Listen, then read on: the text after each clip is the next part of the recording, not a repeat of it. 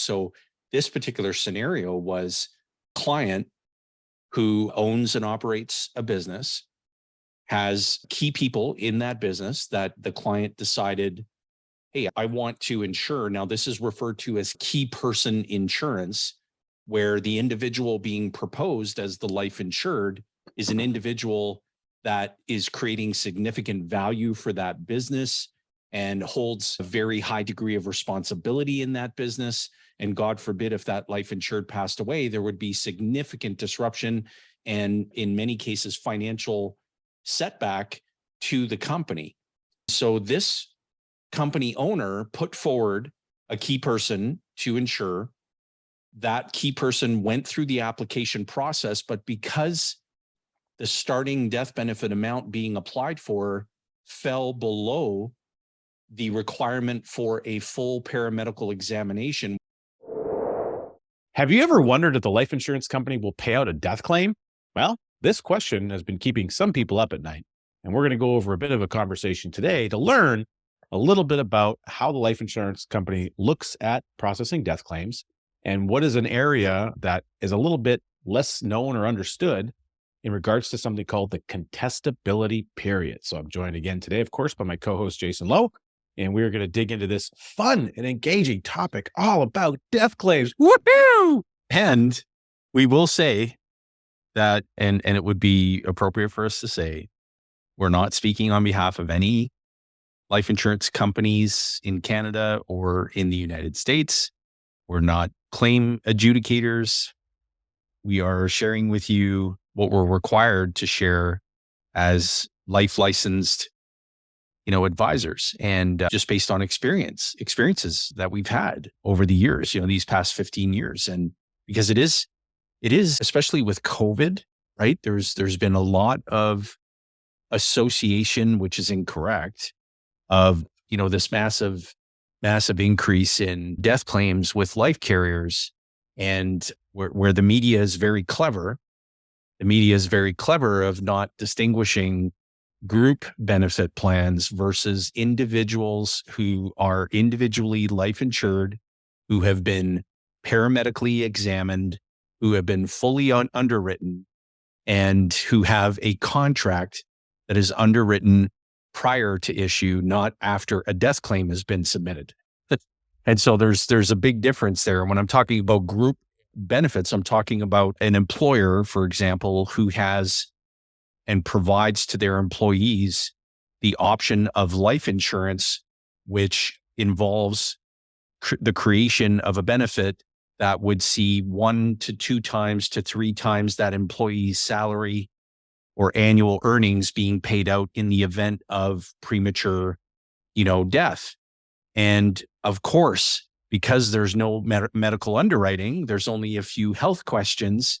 Have you ever been diagnosed with cancer? Or have you ever had a heart attack? Have you smoked cigarettes? Do you drink a lot? Like, whatever those questions are, there's no trusting but verifying or looking into a proposed life insurance medical history inside of a group employment benefit. You're really pooling the risk. You're pooling the risk with a pool of lives that have not been medically underwritten. And so when COVID strikes, like a global pandemic, and a lot of people are passing away who are enrolled in those plans, well, again, the media, doing what the media does, goes and pontificates that, the life insurance industry, everybody in their life insurance carrier home offices need to go buy hard hats because the sky's falling and the whole planet's dying. And they just all happen to be insured with that particular life insurance company. And that's, of course, not the case. That's not what's happening with the mortality experience as it relates to people who are individually life insured and who have been paramedically underwritten before the policy has been issued. So I just thought that I would preface that because that's a question that's come up, a few handfuls of occasions throughout this pandemic that we had most recently, been fully immersed in. And so with that, I'll turn it back over to you, Rich. Thanks for letting me share that. Well, and I'm going to add to that because you bring up some good points, because if similar to that, the employee, in that group plan environment, who's got their amount of coverage, whatever it is, it's in their benefit booklet, often there's also an amount for a spouse and for children. And so all those numbers get tacked into what makes, this large claim numbers that we're seeing in the group business side. Yeah. And then in the group business side, you're not necessarily seeing, or at least there's the data that the media is pontificating about isn't indicating causes of death.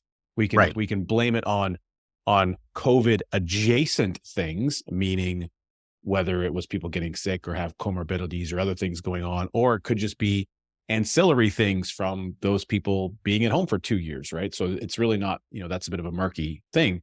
But what you also mentioned remind me of Nelson's book on page 36, where he talks about creating the entity.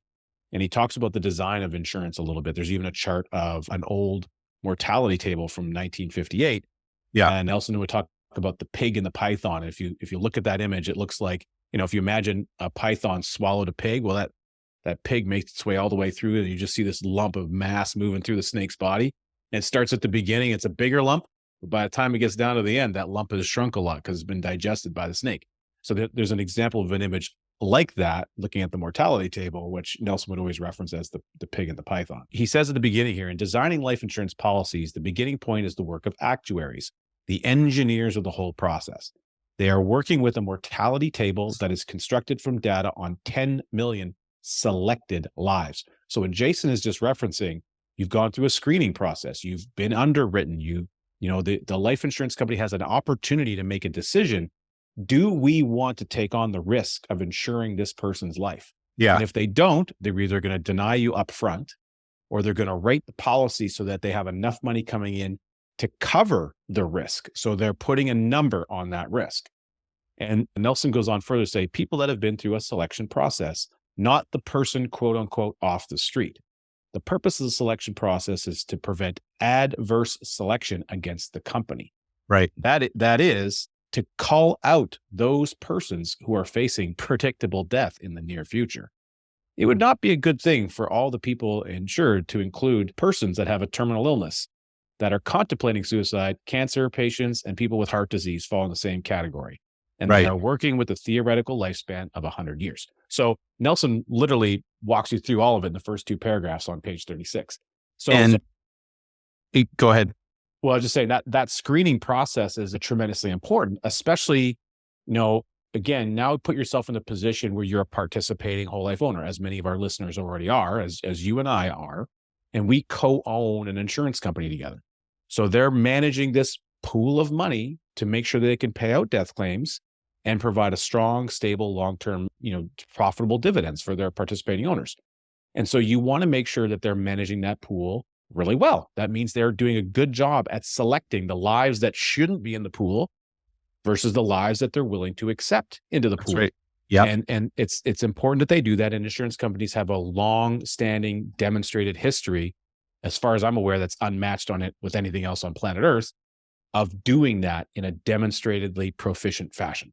Yeah, you're absolutely right. And there was an instance that really gave rise to this particular episode. And it just shined a light on the importance of not only full disclosure in the application process, but also the importance of, in necessary scenarios, the importance of paramedical examinations, looking at a patient's or a proposed life insured medical history, et cetera. So this particular scenario was a client who owns and operates a business, has key people in that business that the client decided, hey, I want to insure. Now, this is referred to as key man or key woman or key person insurance, where the individual being proposed as the life insured is an individual that is creating significant value for that business and holds a very high degree of responsibility in that business. And God forbid, if that life insured passed away, there would be significant disruption and, in many cases, financial setback to the company. And so this company owner put forward a key person to insure. That key person went through the application process, but because the starting death benefit amount being applied for fell below the requirement for a full paramedical examination, which involves an attending physician statement from your doctor, the review of medical history, an extensive review. This all occurs prior to making a decision of approving or rating or declining coverage. Well, the proposed life insured went through the process where no paramedical examination was required and went through a very extensive health questionnaire and was offered coverage. So the corporate owner said, okay, we accept the offer. We're going to go ahead and have the policy issued, and premiums were paid. And in less than 2 years, which is what's referred to as a window of contestability, it's a 2-year window of contestability, where if a person whose life is insured, if that individual dies, if that individual committed suicide, or that individual fraudulently misrepresented himself or herself, then the insurance company would deny the payment of the death claim within that 2-year window, understandably so. Outside of that 2-year window, the insurance company would have to prove that the life insured committed fraud. That would be the only reason that a death claim could not be paid outside of that 2-year window of contestability. So in this particular instance, sadly, the life insured, the key person, passed away unexpectedly on a job site. And what happens is when that claim is submitted, because it's within that 2-year window, the adjudicator who adjudicates the death claim is going to look at medical history and look at all of these, anybody who provided medical care to this individual. And what they discovered was quite alarming, where questions on the life insurance application itself, the health-related questions, were completely different than the documented hospital visits, medical care, everything that a person could not forget occurred or could not disclose because they didn't remember it. Like this was an abundance of evidence that would have led the underwriter to say, we are not going to offer coverage at this time. And so what ended up occurring is the premiums paid were returned to the corporate owner whose corporation owned the insurance contract and paid the premium. All that premium was returned and the death claim was not paid. And what gave rise to this episode was that we want to ensure that we're encouraging business owners who are out there. We recognize that not every key person insurance policy application is going to flow through the Ascendant Financial team. And so we just want to share some knowledge and some wisdom to say, for all you business owners out there, if you're going to insure a key man, a key woman, a key person in your business, you need to ask the advisor to request a full paramedical exam, even if it is not required as part of the underwriting process. The rationale being the employee himself or herself simply might not be comfortable answering questions with the belief that the employer may receive that disclosure. If the employee maybe consumes a little bit too much alcohol, or maybe has a criminal past or a DUI, maybe has some medical history that the proposed life insured would prefer to maintain confidentiality or privacy on, and might be very uncomfortable thinking that the employer is going to be made aware of what's been disclosed in this application. But failure to disclose for that reason could cause the death claim to not be paid. And so let's ensure that we go through that paramedical examination, get the attending physician statement, get all that medical history so that the underwriter can make an informed decision. And then, God forbid, if death occurs within that 2-year window of contestability, the insurance company was fully informed at the time of application and made a decision based on all that information. So the death claim would be paid. It would be paid out because the insurance company knowingly and with due information made a decision to offer coverage to that proposed life insured. And so this is just so critical to communicate forward to the general public who watch and who view listen to our episodes. Make sure that you're having this discussion with an advisor that's helping you, because believe me, it is not a good day when you have to have that difficult conversation that because of failure to disclose a death claim within that 2-year window of contestability is not being paid and premiums are being returned.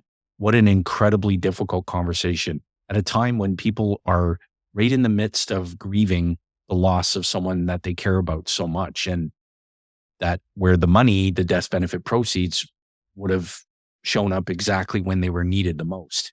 And so it's additional to that, Jayson, too, I think, and you may have indicated this, but just to expand on again, the business owner in this case, although he has maybe some opportunity cost loss, and also, the situation didn't go as intended, he did receive all the premiums funded back, basically, for the policy.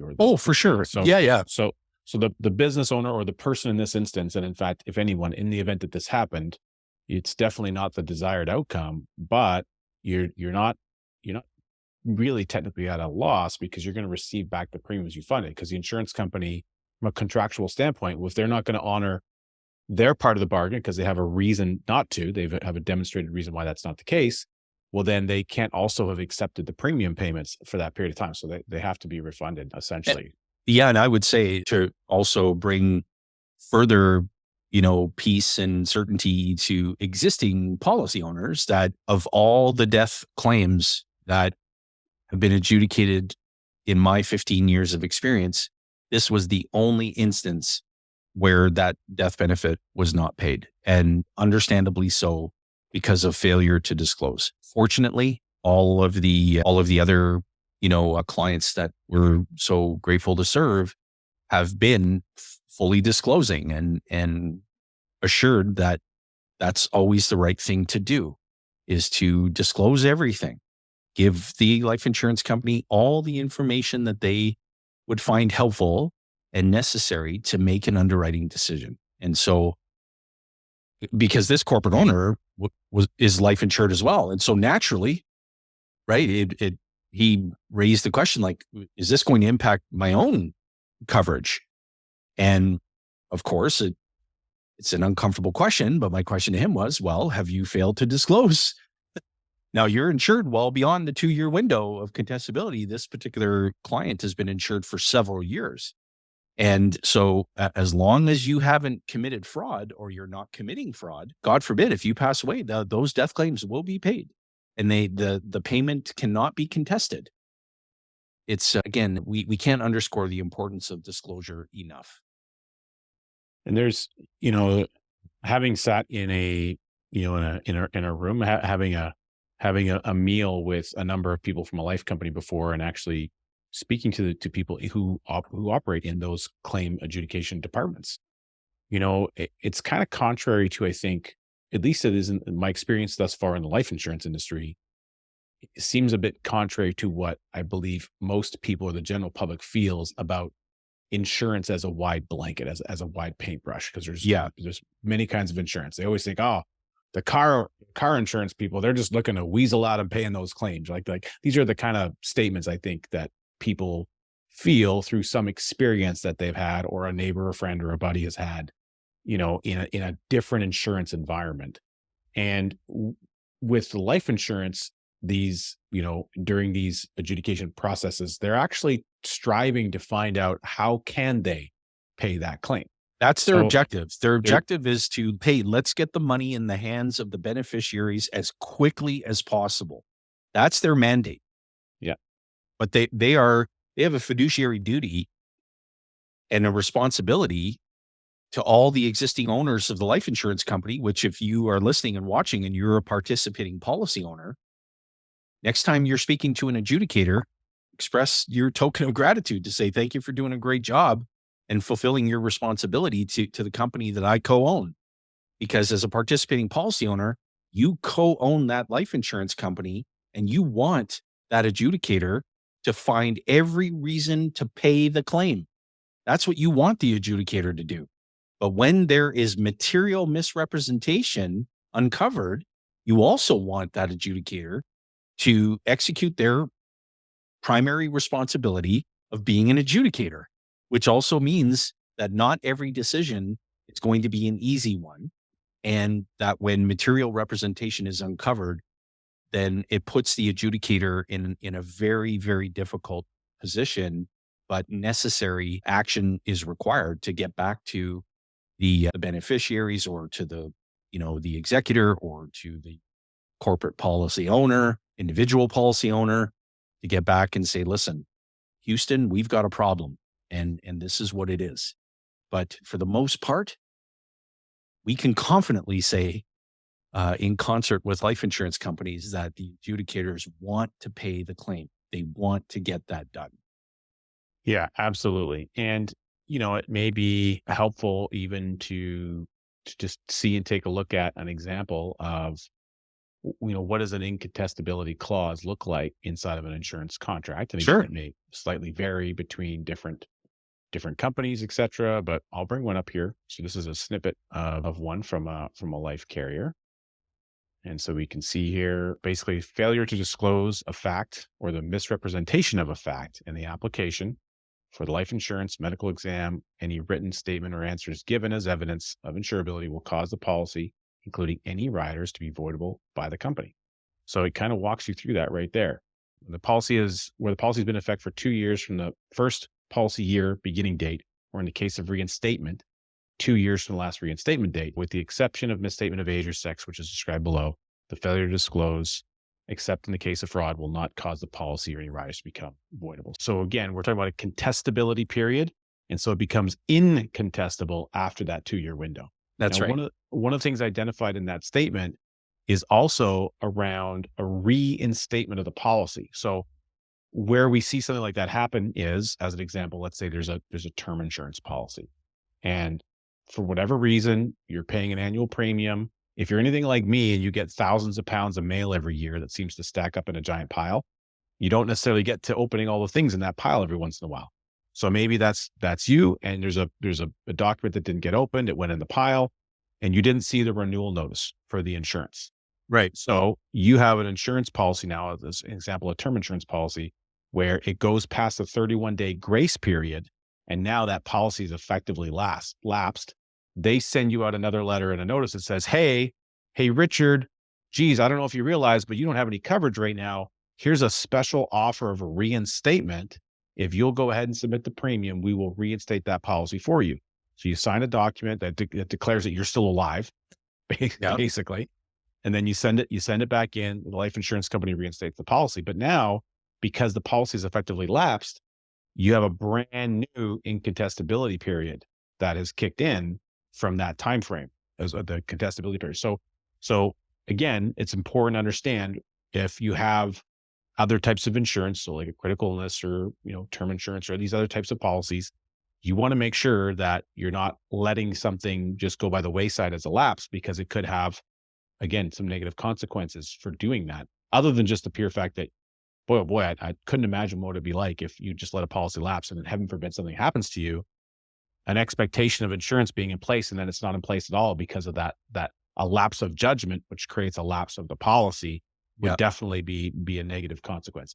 Now, with the cash value policies, they have a built-in provision, which is, they're called non-forfeiture options, and that's called an automatic premium loan. So if there is existing cash values and loan availability in the policy, then the first thing that'll happen after that policy has not received payment, the insurance company will say, okay, we'll send out a notice. And then once it gets past a certain period, typically about 60 days, the insurance company will internally activate a self-preservation mode of that insurance contract. And it'll borrow from within the values as a premium loan, no different than when you would take a policy loan. It's effectively the same thing. It just shows up on a different line. Right. They will go ahead and they'll pay up the annual premium as far as possible. So if that gets you all the way to the next anniversary, great. But if there's only enough value in there to maybe buy you 3 months, that policy will still lapse in a number of short months. And so there's a number of reasons why they do that. One being, obviously, people want to preserve the policy. If there's value in the policy, it's sensible that you want to see that that thing goes into self-preservation mode. It should, maintain itself as much as possible.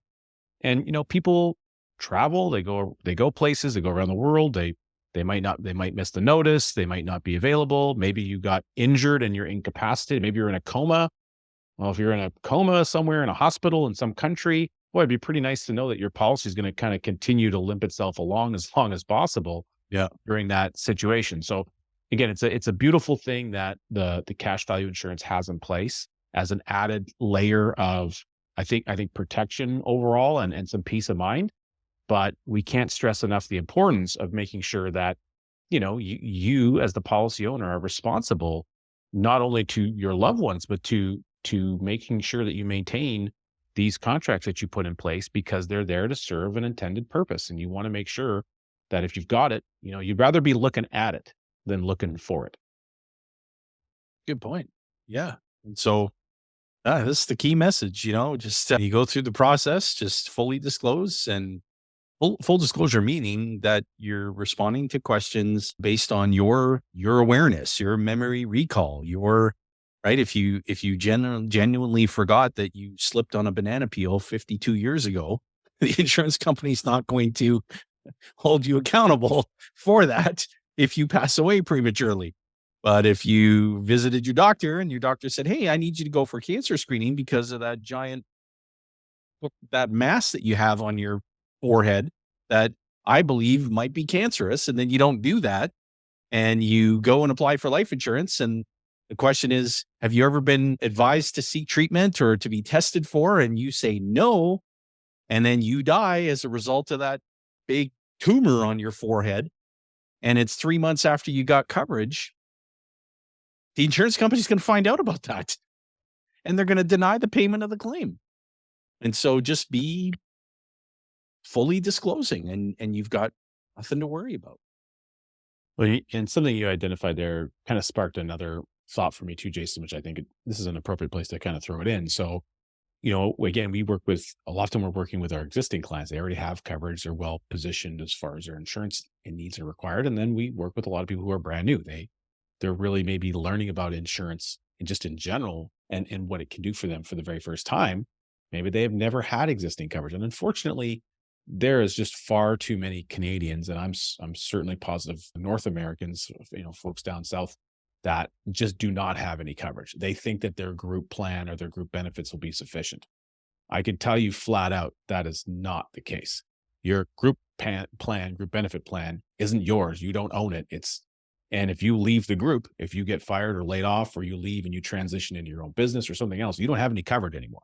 So that is not part of a foundation of a solid financial planning mechanism. You need to own your own coverage. So flat out statement. But one thing that it's important is if you don't have coverage and you are in the process of going through application, something that is offered by most companies, I don't know if there's any in Canada that don't offer it, is what's called temporary insurance coverage. And so if, there's usually some specific questions, typically 5 or 6 questions.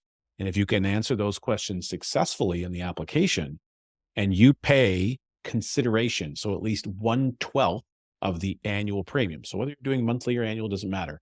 If you make 1 month's worth of the premium payment at the time of that application, then that insurance contract is bound. It goes to the life company to be still assessed. They're still going to go through that screening process we identified.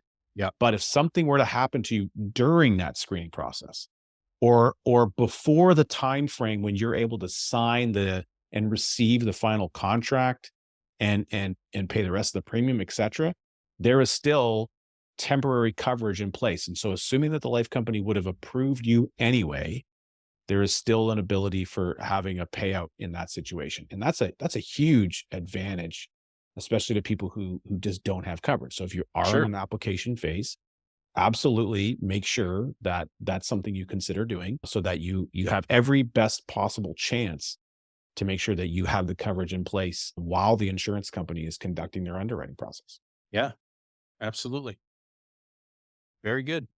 Well, I would say, Jason, this was a really fun topic to discuss, but I don't know if that's a true statement or not. Well, I think it's so important, to communicate that forward to people who are viewing and people who are listening, because On the extremely rare occasion where there's a case of misrepresentation, the advisor who's helping you is also devastated, because the advisor, did the best job that he or she could to help get that coverage put into place, and really truly feels a sense of fulfillment when a policy is issued and a person is insured. And it's while the advisor cannot relate to the grief or the bereavement of the family who's lost a loved one, the advisor is grieving too. And when that news occurred with the case that I shared with you earlier,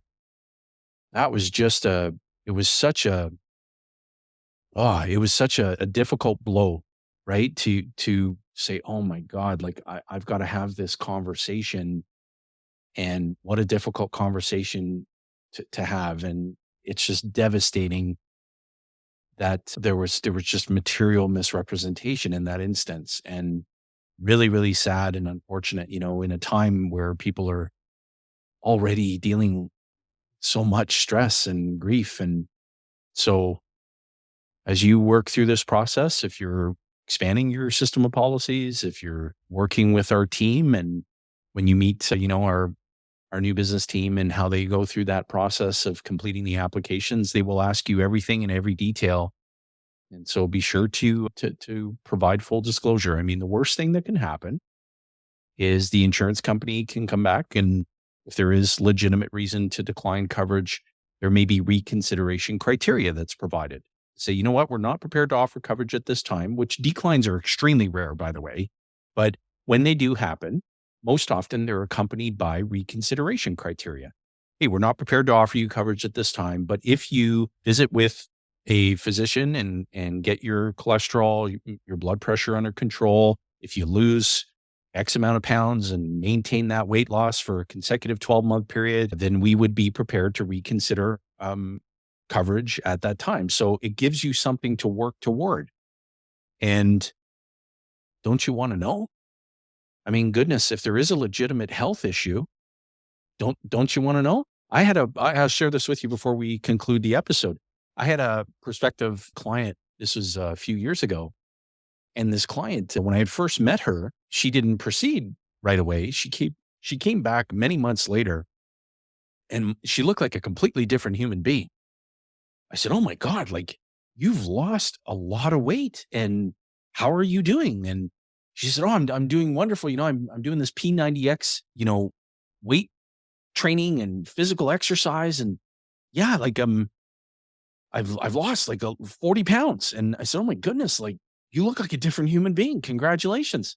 She goes, "I'm ready to go forward now with this life insurance." And she hadn't gone through the underwriting process several months earlier. And so I said, "Okay, let's initiate that." And during the application process, she had been communicating that, yeah, I've been working out, but I've been feeling, I have, admittedly, I've been feeling, the symptoms that she had indicated. And so the application was submitted, full disclosure, and the underwriter ordered parameds, did a blood profile, contacted me and said, "You need to tell your prospective client to go to an emergency room and seek immediate medical treatment." And unbeknownst to this prospective life insured, she had a severe medical issue that needed attention. She wasn't losing the weight because of the weightlifting. Oh my. She had a severe problem that needed to be addressed and dealt with. So again, that process saved her life. Mm. And Mhm. so I couldn't get on the horn fast enough with her to say, I don't want you to alarm yourself, and perhaps somebody should maybe drive you, or I don't want you to get into a car and go 900 miles an hour to an emergency room and get into a car accident along the way. But I have a duty to communicate to you what the underwriter communicated to me. You need to seek immediate medical treatment without delay, not booking a doctor's appointment 2 weeks from now. Go to the hospital, and here's what you need to indicate as you're being checked in. And sure enough, that, the necessary medical treatment was rendered, and it saved her life. And so, good things can come out of these situations too. Yeah, that's a very good story. And I think it's an eye-opening story for people to recognize because you just never know. I wouldn't say I've had that same experience, but I would say I've had some similar experiences where somebody's had something going on and it's caused a postponement on an application, and it's given that individual a bit of a kick in the butt to go and take care of a couple of things that were necessary For sure. so that they could improve their health condition. And then similarly, I would, there are situations where, again, the reasons that people might end up with a decline or a temporary decline or a postponement, there could be a variety of them. And sometimes it comes down to things like habits, as an example. We live in an age, I think, today where now people are more, there's a lot of information out there. There's podcasts, lots of material. There's lots of people seeking a lot of, health treatment that are outside of the mainstream medical system as we've been accustomed to knowing it. Yeah. They're learning about different supplements and things they want to do. A lot of people are looking into things like longevity, et cetera. And so there's people who might be seeking, like, as an example, I've heard of, many men who are in their 40s and beyond, and they're seeking, say, testosterone treatments or injections or steroids of some kind. Well, that can be viewed potentially, I'm not going to say exclusively, but certainly potentially in a negative light from an underwriting perspective.